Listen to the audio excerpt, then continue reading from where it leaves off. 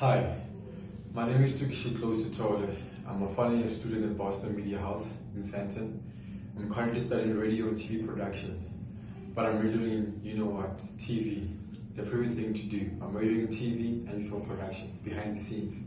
So now this past holidays during recess, I was able to complete 80 hours of experiential learning at a designated company. The company is V-Style Studios.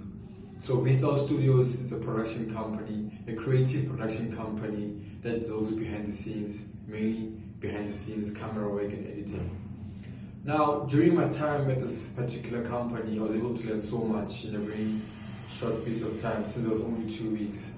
I was able to learn different types of equipment when it comes to camera work, because mind you, in Boston at the studio, we only use limited equipment when it comes to DSLRs, but in this case I was able to learn more about the Sony cameras, your Black Studio, your Blackmagic Studio cameras, and be able to shoot outside, your tripods, different types of supporting systems for your camera work. I was able to learn more about your shutter speeds, going more in depth about how to shoot certain scenes in certain dynamics and certain angles.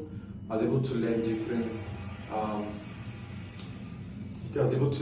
things when it comes to people that were showing me at the time how to shoot a certain scene and how to achieve a certain look, a certain mood, a certain tone for that. Depending on what you're shooting, there's difference. You could shoot a music video, we shot documentaries, we shot interviews, and there's different cameras that we can use to shoot that, to achieve a certain look, different lenses to shoot close-ups and all those other types of angles, right? Now, I would say the challenges that I faced working there was that sometimes I was undermined by the colleagues there.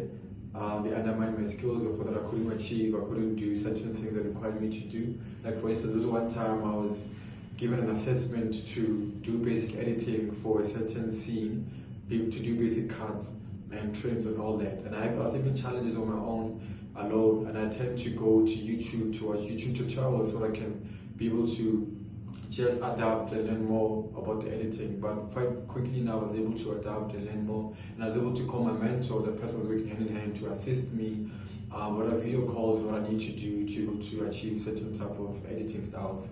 And I learned that when you're editing, you don't just take your footage and start editing. You need to plan before you start editing. You need to put them in bins, make them in folders and files. You need to arrange them selectively, so in different scenes, scene 1, scene 2, in different takes, so they can be able to make your editing seamlessly and easier. And that's what I was able to learn. It makes your workflow just natural, without any hassle, without any hesitations, without any problems. Now, moving on to color grading, I learned a few basic things about color grading. Never mind you, I only learned only basic about color grading, but at that experiential learning, I was able to go further.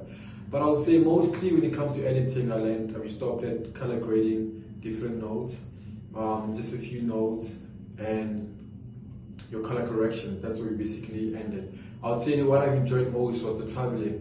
As we get to travel, we get to use so many different equipment. There were so many equipment like drones, which I never got to use. Apparently that was too much advanced for me. I just reserved for your other more basic things.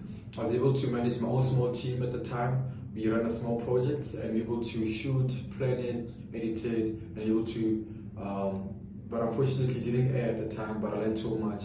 And the working environment is a fast-paced environment. I got to learn that, wow, this field is very, very competitive, and things change drastically. So we could plan to shoot tomorrow at a certain time. We call different cars, we call backup. When we get that the weather changes, there's one time I forgot to charge batteries for the DSLRs.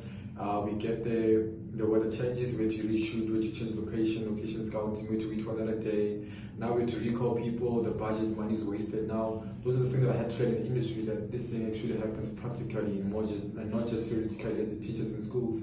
I was able to learn so much. I was handling your lightings, your location scouting, preparing your cameras, your wardrobes, your style, your stylists, and the people that were interviewing, was preparing them with questions. I was preparing scripts, making sure that everyone is ready. Your production phase, I was making sure I was hand in hand. And mind you, I was always punctual. That's one of the things that I proud myself with, because I was always complimented with me always being on time. In similar cases, in most cases, I arrived there 30 minutes before, an hour before, always in time to get the day started.